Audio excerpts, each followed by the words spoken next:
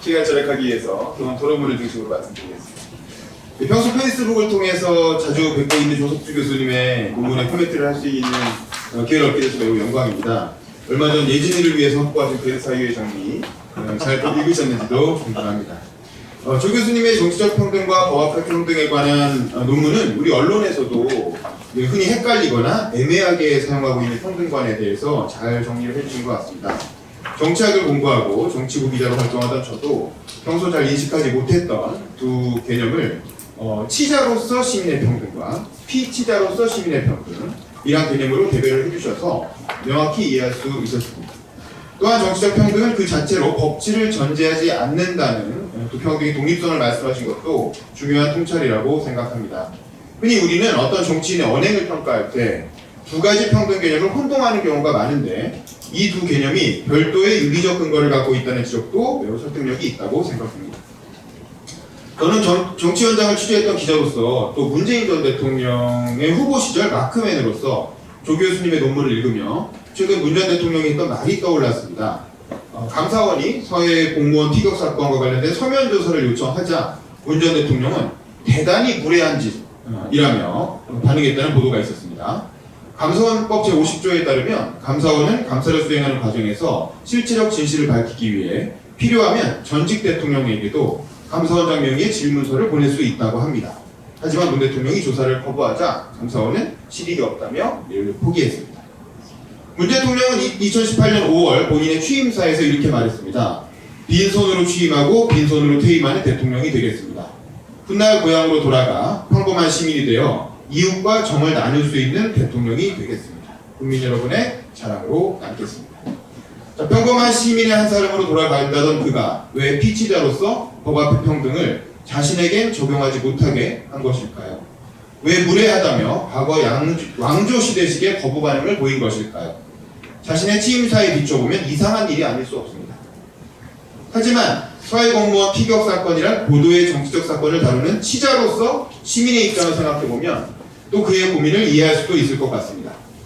문재인 정부 초창기에는 북한의 ICBM 대륙간 탄도탄이 연이어 쏘아 올려지는 미사일 위기가 진행 중이었습니다. 문 대통령은 본인의 임기 마지막 해신령 기자회견에서 자신의 치적으로 북한 미사일 위기, 일본의 수출 규제, 코로나 사태라는 3대 위기를 극복한 것을 들은 바 있습니다. 그 정도로 대북 관계는 문재인 정부가 극도로 민감하게 생각하고 공들인 국정 과제였습니다. 서해 공무원 피격 사건이 발생했을 때 이 사건을 어떻게 처리할지에 관해 피치자인 시민 모두의 의사를 묻는 여론조사나 국민투표로 정치적 평등을 확보할 수는 없었다는 것은 명백할 것입니다. 결국 대의민주적 절차를 통해 권력을 위임받고 전문가 참모들의 보좌를 받는 대통령의 정치적 결단이 필요한 영역도 있을 것입니다. 서해 공무원 사건과 함께 최근 다시 이슈가 되고 있는 탈북 어민들의 북송 문제도 마찬가지입니다. 아시다시피 북한과 우리의 관계는 정부 간 관계도 아니고 아닌 것도 아닌 통일 과정에서의 특수 관계로 남북 기본합의서는 규정하고 있습니다.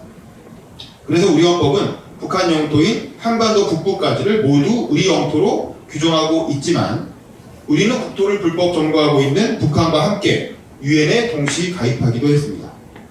이렇게 정치는 때로는 실정법의 잣대로 평가하기 어려운 법치의 부재 상황을 보여주기도 합니다. 대한민국 대통령은 이렇게 법과 불법의 애매한 경계에 의해서 고도의 정치적 결단을 해야 하는 존재입니다.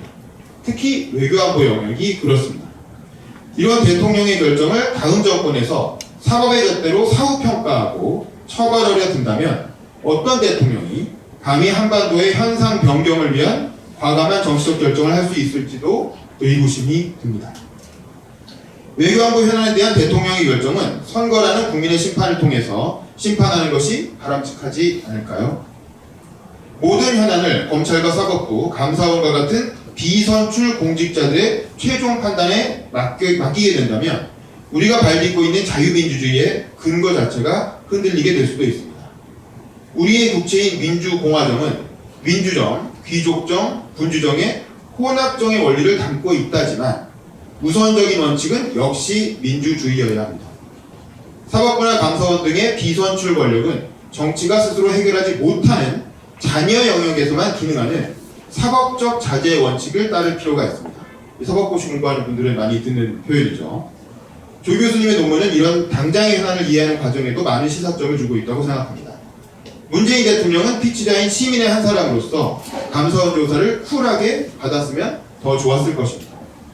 하지만 애초에 이 사안을 이렇게 사법과 감사의 영역으로까지 끌고 간 현 여권도 비판받아야 할 것 같습니다. 피치자로서의 시민의 평등과 치자로서의 시민의 평등이 조화롭게 공존하려면 사법적 자제와 함께 정적의 행위를 사법의 영역으로 끌고 가 단죄하려는 정치인들의 욕망도 절제되어야 합니다. 아리스토텔레스가 말한 절제의 미덕이 무엇보다 아쉬운 때입니다. 이상 토론을 마치겠습니다. 네, 굉장히 현실적인 문제에 대해서 말씀을 해주셔서 그 문제는 굉장히 여러 가지가 있는 것 같아요. 하나는 법 앞의 평등을 떠나서 법이 굉장히 완벽한 계약이 아니기 때문에 법이 항상 회색 지역에 있는 영역이 있어서 해석과 관련해서 한쪽은 이게 맞는 해석이라고 한쪽은 다른 해석이라고 할 수 있는 게 있고 그 다음에 독립기구의 문제와 선출 권력의 문제 자체는 정치적 평등을 논하는 데 있어서 굉장히 중요한 문제인 건 맞는데 그런데 지금 예를 들어서 감사원이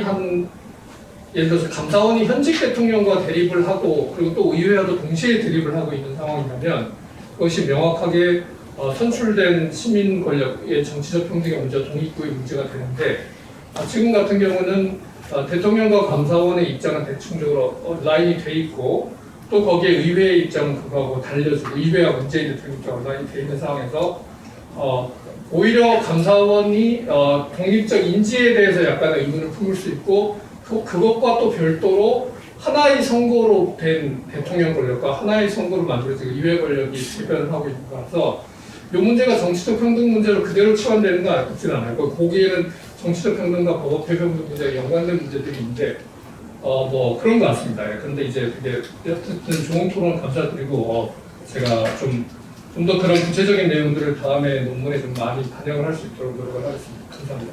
예, 고맙습니다.